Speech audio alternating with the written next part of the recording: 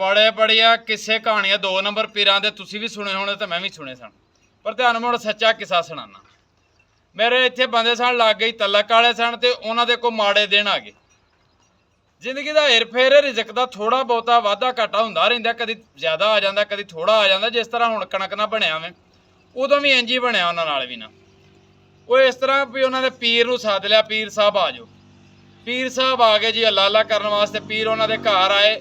ਉਹ ਬੰਦਾ ਗਿਆ ਪਹਿਲੋਂ ਤਾਂ ਜਾ ਕੇ ਹਜ਼ਾਰ ਗੋਸ਼ਤ ਆਂਦਾ ਤੇ ਪੀਰ ਦੀ ਰੋਟੀ ਪਕਾਈ। ਹੁਣ ਇੱਕੋ ਹੀ ਉਹਨਾਂ ਕੋਲ ਲੇਲਾ ਸੀ ਤੇ ਚੁੱਕ ਕੇ ਉਹ ਵੀ ਉਹਨਾਂ ਦੇ ਪੀਰ ਨੂੰ ਦੇ ਦਿੱਤਾ। ਜਦੋਂ ਜਾਣ ਲੱਗਾ ਪੀਰ ਤੇ ਉਹਨੇ ਆਖਿਆ ਮਣ ਦਾਣੇ ਦੇ ਦਿਓ।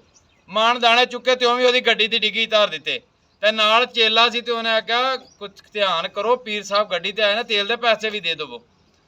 ਉਹ ਗਵਾਂਢੀਆਂ ਕੋਲੋਂ ਵਿਚਾਰਿਆ ਫੜ ਕੇ ਤੇ 2000 ਰੁਪਇਆ ਦੇ ਦਿੱਤਾ।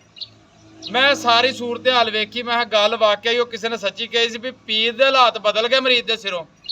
ਪਰ ਪੀਰ ਦੀ ਦੁਆ ਨਾਲ ਮਰੀਜ਼ ਦੇ ਸਿਰ ਤੇ ਇੱਕ ਲੇਲਾ ਛੋਮੀ ਜਾਂਦਾ ਰਿਹਾ, ਕਰਜ਼ਾ ਵੀ ਚੜ ਗਿਆ, ਘਰੋਂ ਦਾਣੇ ਵੀ ਗਵਾਏ। ਉਹ ਪੀਰ ਦਾ ਆਉਣਾ ਉਹਨੂੰ 40-50 ਹਜ਼ਾਰ 'ਚ ਪੈ ਗਿਆ, ਘਾਟਾ ਪਿੱਛੇ ਲੈ ਗਿਆ ਉਹਨੂੰ, ਇੰਨਾ ਘਾਟਾ ਪੈ ਗਿਆ ਤੇ ਪੀਰ ਦੇ ਹਾਲਾਤ ਬਿਹਤਰ ਹੋ ਗਏ।